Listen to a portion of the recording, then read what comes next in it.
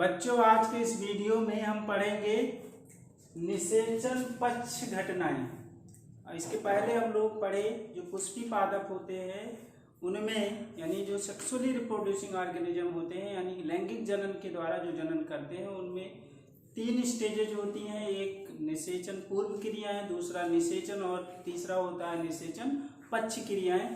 तो आज हम लोग जानेंगे निषेचन पक्ष घटनाओं के बारे में जानेंगे, या इंग्लिश में इसको बोलते हैं पोस्ट फर्टिलाइजेशन इवेंट। इसके बारे में देखेंगे।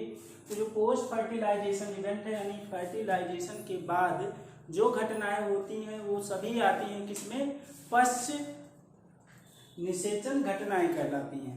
अब पश्च निषेचन घटनाएं यानी निषेचन क्रिया के बाद जो जो घटनाएं होती हैं वो होती क्या है? इसमें यहाँ पे देखिए दिखाया गया है भ्रूण का विकास, यानी निषेचन पक्ष घटनाएं कौन कौन सी हैं? पहला होता है भ्रूण का विकास, या इंग्लिश में इसको बोलते हैं डेवलपमेंट ऑफ एम्ब्रियो। सेकंड जो है भ्रूण कोश का विकास या डेवलपमेंट ऑफ द एंडोस्पर्म। इसके बाद थर्ड है फल का विकास, या इसी को बोलते हैं डेवलपमेंट ऑफ द फ्रूट। और लास्ट जो है वो है बीज का विकास या डेवलपमेंट ऑफ द सीड। तो ये 4 घटनाएं हम लोगों को किसके अंतर्गत पढ़ना है? वो पढ़ना है निषेचन पक्ष घटनाओं के अंतर्गत। तो यहाँ पर सबसे पहले जो इस वीडियो में हम लोग पढ़ेंगे वो पढ़ेंगे भ्रूण का विकास, यानी भ्रूण के विकास से संबंधित ही इस वीडियो में पढ़ेंगे। और भ्रूण कोश का विकास, फल का विकास और बीज का विकास फिर हम एक नए वीडियो में पढ़ेंगे। तो यहाँ पर हम लोग शुरू करते हैं कौन सा? भ्रूण का विकास। तो इसको हम हटा देते हैं।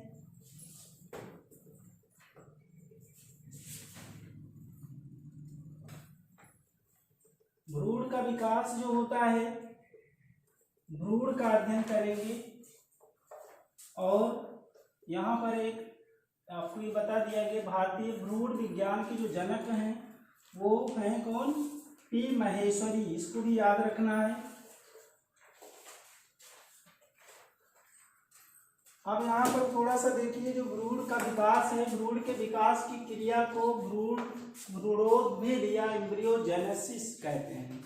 यानी भ्रूण का जो विकास होता है, आपको पता है इसके पहले की वीडियो में आपको पढ़ाया जा चुका है कि जो एक स्त्री केसर होता है, स्त्री केसर का जो पहला भाग है, ये जो भाग होता है, इस पर परागण क्रिया के द्वारा परागकण आ जाते हैं। और ये जो परागकण होते हैं अंकुरित होकर के फिर पराग नलिका का निर्माण करते हैं। और इसके द्वारा क्या होगा? ये पहुंच जाते हैं कहाँ पर? बीजांड के अंदर। और चूंकि आपको पता है कि पराग नलिका में ही 2 युग्मक बनते हैं, यानी 2 युग्मक पराग के अंदर, परागकण के अंदर जो जनरेटिव सेल होता है, जनन कोशिका जो होती है, उस विभाजित होकर के क्या बना देती है? नर युग्मक। क्योंकि यहाँ पर बीजांड के अंदर, जो बीजांड द्वार के पास में होता है, उसमें एक अंड कोशिका होती है। और इस अंड कोशिका से यह जुड़ करके इस नर युग्मक, एक नर युग्मक क्या करेगा? अंड कोशिका को निषेचित कर देता है। फलस्वरूप निर्माण किसका होता है?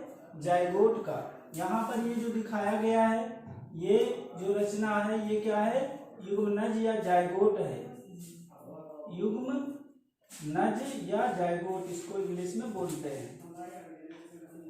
तो यहाँ पर निषेचन क्रिया के फलस्वरूप क्या बना? जायगोट। जायगोट या युग्मनज क्या होगा? लगातार विभाजित करके क्या करता है? भ्रूण के कई अवस्थाओं का निर्माण करता है। यहाँ पर देख लीजिए, जो भ्रूण का विकास होता है युग्मनज से होता है। किससे होता है? युग्मनज। यानी निषेचन क्रिया के फलस्वरूप क्या होगा? युग्मनज का निर्माण होगा। फिर यह जो युग्मनज होगा लगातार विभाजित करके फिर ये एक सेल से 2 सेल, 2 से फिर नंबर ऑफ सेल इंक्रीज करते जाएंगे, 2 से 4, 4 से 8, इस तरह से। और फिर भ्रूण की कई अवस्थाओं का निर्माण होगा। तो यहाँ पर देखते चलिए, भ्रूण का विकास बीजांड के बीजांड द्वार या इंग्लिश में इसको माइक्रोपाइल बोलते हैं, सिरे की ओर ही होता है। जैसे यहाँ पर ये जो बीजांड होता है, इधर ये माइक्रोपाइल होता है यानी बीजांड द्वार, और इस साइड में निभाग या चलाजा होता है। तो इधर ही क्या होता है, युग्मनज क्या होगा का डेवलपमेंट होगा, यानी वो विभाजित होगा और विभाजित होकर के भ्रूण के अवस्थाओं का निर्माण करेगा। तो यहाँ पर विकसित हो रहे भ्रूण को पोषण भ्रूण पोष से प्राप्त होता है, ये भी याद रखना है। इसके पहले के वीडियो में आपको पढ़ाया गया था कि ये जो दूसरा नरयुग्मक होता है, ये पोलर केंद्रक के साथ संलयित होकर के क्या करता है, भ्रूण पोष का निर्माण करता है। और आपको ये भी बताया गया था कि जो भ्रूण पोष की कोशिकाओं में बहुत सारे पोषक पदार्थ होते हैं जो क्या करते हैं, विकसित हो रहे इंद्रियों को, विकसित हो रहे भ्रूण को क्या करता है, पोषण प्रदान करता है। तो आपको पता होना चाहिए जो भ्रूण को पोषण जो मिलता है वो किससे मिलता है, वो मिलता है भ्रूण पोष से। किससे मिलता है, भ्रूण पोष से। एक और फीचर आपको याद रखना है, जो भ्रूण पोष होता है वह ट्रिप्लॉइड होता है, यानी कि त्रिगुणित होता है, यानी इसमें गुणसूत्रों की संख्या जो युग्मक होते हैं उनकी 3 गुनी होती है। याद रखना है, ये इंडोस्पर्म से प्राप्त होता है। आगे देखते हैं, युग्मनज समसूत्री विभाजन द्वारा बारंबार विभाजित होकर भ्रूण की विभिन्न अवस्थाओं का निर्माण करता है। यहाँ पे देखिए, ये जो युग्मनज है वो विभाजित हुआ। यहाँ पे जो विभाजन क्रिया होती है, आपको पता है कोशिका विभाजन के लिए यानी कोशिका जो होती है 2 प्रकार से विभाजित होती है। एक होता है समसूत्री और दूसरा अर्धसूत्री। तो यहाँ पर जो युग्मनज है वह किस कोशिका के किस प्रकार के विभाजन करता है, तो यहाँ पर समसूत्री विभाजन करता है। और समसूत्री विभाजन करके क्या होगा, ये 2 सेल्ड जाइगोट का निर्माण करेगा और 2 सेल्ड एम्ब्रियो का निर्माण करेगा, भ्रूण का निर्माण करेगा। इसमें केवल 2 कोशिका, फिर ये विभाजित होकर के क्या बनाती हैं, एक इस तरह की रचना होती है जिसको ग्लोबुलर एम्ब्रियो कहते हैं। क्या बोलते हैं, ग्लोबुलर एम्ब्रियो। और फिर इसके बाद में क्या होगा, इसके बाद ये और थोड़ा विकसित होगा और विकसित होकर के इस तरह से भ्रूण का निर्माण करता है।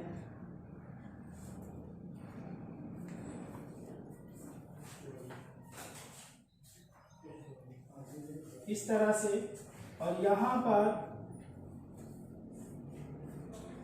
ऐसा भ्रूण बनता है और इस भ्रूण को बोलते हैं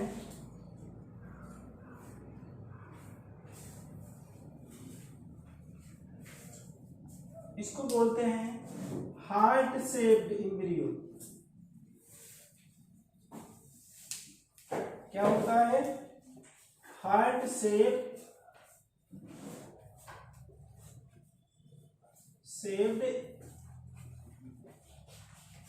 एम्ब्रियो।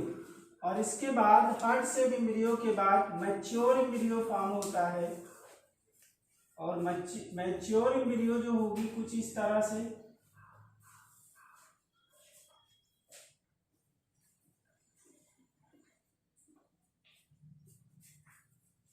इस तरह से बनता है।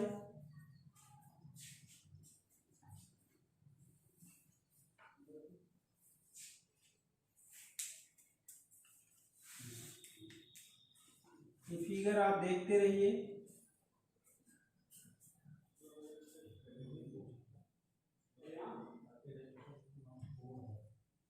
ये मैच्योर एम्ब्रियो परिपक्व भ्रूण का निर्माण हो जाता है। तो यहाँ पर हम लोग देखें, जो ये लाइन था, युग्मनज समसूत्री विभाजन द्वारा बारंबार विभाजित होकर के भ्रूण की विभिन्न अवस्थाओं का निर्माण करता है। यहाँ पर जो युग्मनज है, पहले 2 सेल वाला, फिर ग्लोबुलर एम्ब्रियो, और फिर क्या होता है हार्ट शेप्ड एम्ब्रियो, और फिर क्या होता है मैच्योर एम्ब्रियो का निर्माण करता है। तो इस तरह से ये एम्ब्रियो का निर्माण हो जाता है। आपको पता होना चाहिए कि जो पुष्पी पादप होते हैं उनके एम्ब्रियो में ही 2 रचनाएं ऐसी होती हैं, एक होता है रेडिकिल और दूसरा होता है प्लूम्यूल यानी प्रांकुर। और मूलांकुर होते हैं, मूलांकुर से निर्माण होता है जड़ का, और जो प्रांकुर होते हैं उनसे तने का निर्माण होता है, और इस तरह से एक नया पौधा बन जाता है। तो ये क्लियर हुआ। फिर यहाँ पे देखिए एक लाइन और दिया है, भ्रूण का विकास एक बीजपत्री तथा द्विबीजपत्री पौधों में शुरुआत में समान होता है परंतु बाद में काफी भिन्न होता है। मतलब आपको पता होना चाहिए जो